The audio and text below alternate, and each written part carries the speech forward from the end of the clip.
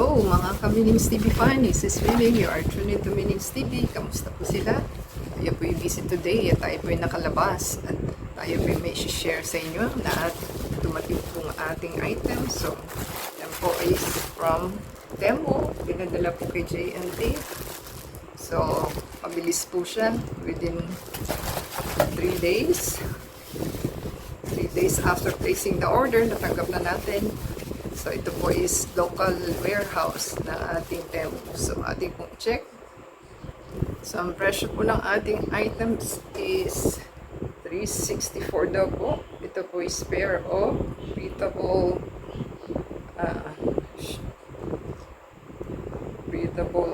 sports shoes. So, ating pong i-check.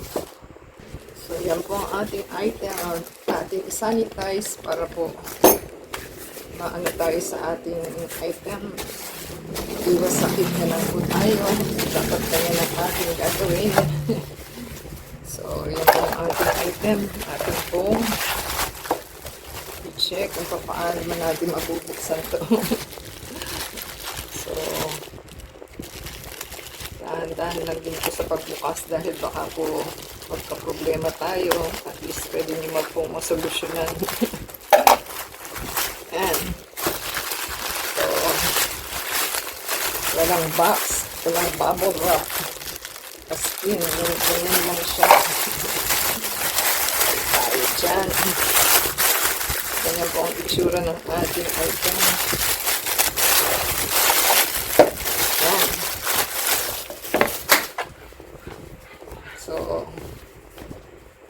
namomold naman po siya kasi parang tela din lang naman po. Pero dapat hindi ganito eh. So parang ano din lang din siya, Lazada item. Oh, diba? I-mold mo pa talaga. So hindi maganda ang packaging niya. Yay. Try po natin anong size. Walang size na nakalagay sa ating item. Wala. Wala talaga siyang nakalagay na size. So, ating po check. So, ganyan po ang side ng design ng ating item. At ganyan po ang ilalim. At ganyan ka-crumpled ng ating item. Wala siyang size. So, paano nating malalaan? So, check po natin. So, ayan. Yan na po ang ating shoes.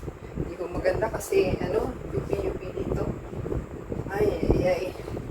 So, hindi maganda ang pagka-packaging, pati yung kanyang sintas. Pero pwede naman pong, pero tama po yung size kasi size 40 naman po ako. So, yan po ang ating item. Yan po ang itsura. Ay. So, kailangan pang kalsuhan na lang natin at para ma-mold. So, yan.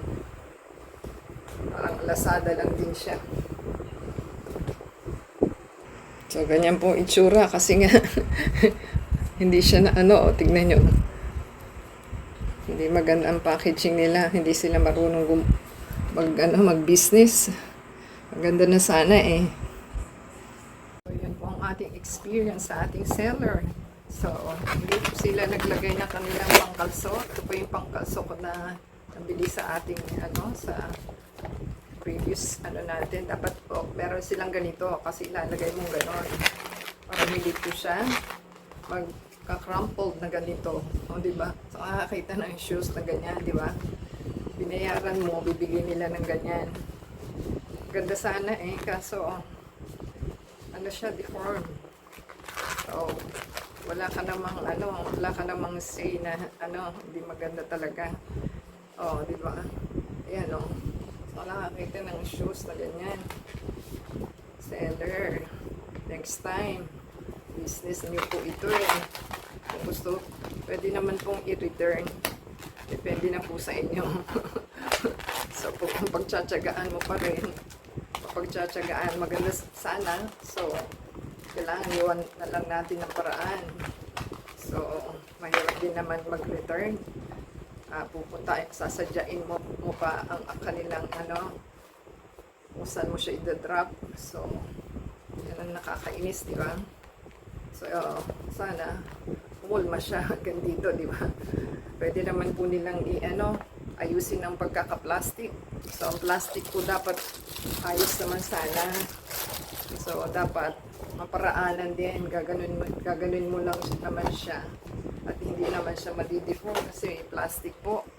Hindi ko po sabihin, madideform po siya kapag hindi maayos ang pagkaka-plastic. So, ibig sabihin, pagka ganito po ang ginawa nila sa pagpapackaging, ganyan, hindi siya madideform, di ba? Basta-basta na lang, basta-basta na lang kung pinapak. So, hindi sila marunong. So, dapat po alagaan nila ang kanilang item. So, ang nagsasuffer yung kliyente. So, pwede mo namang balik kung ayaw mo. Bato mo sa kanila uli. So, yun po ang ating ini-explain kasi tayo pong nagbayad, di ba? Tayo po yung nagbayad. So, ibig sabihin, dapat maayos ang delivery ng kanilang item kasi item nila yan eh. So, pagka hindi mo nagustuhan, pwede niyong i-return. Hindi maayos ang kanilang pagkakaano. Wala nang box. Wala pang bubble wrap. Gusot-gusot pa. O, di ba? Paano mo mapapasaayos? Sinuot natin. Ganyan. Hindi mapasaayos. So, kailangan po kayo, meron kayong spare na pang mold. So, yan po ang ating experience. Nakaka-frustrate lang. Okay na sana eh. O, diba? Maganda naman siya. Oo. Kaya lang, hindi gumaganda dahil sa ganon. So, napapahaba ang ating video, diba?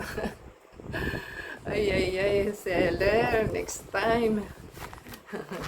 Parang wala naman din utak yung mga nagra-wrap nito.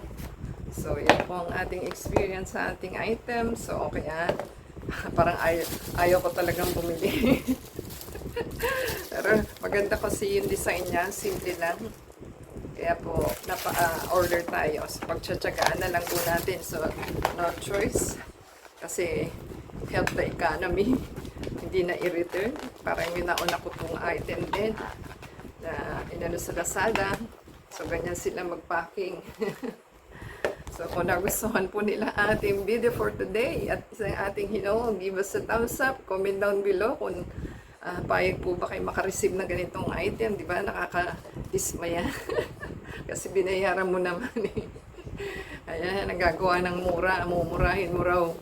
So, pakisupport na lang po sa ating channel to play the ads and video from beginning to end at lalobat na po ang ating phone. So, sa Facebook, Twitter, TikTok, and Instagram, pakiplay po yung ads and video from beginning to end. So, until next time po, thank you, Temu and supplier, and also the delivery guy. Until next time po, God bless everyone.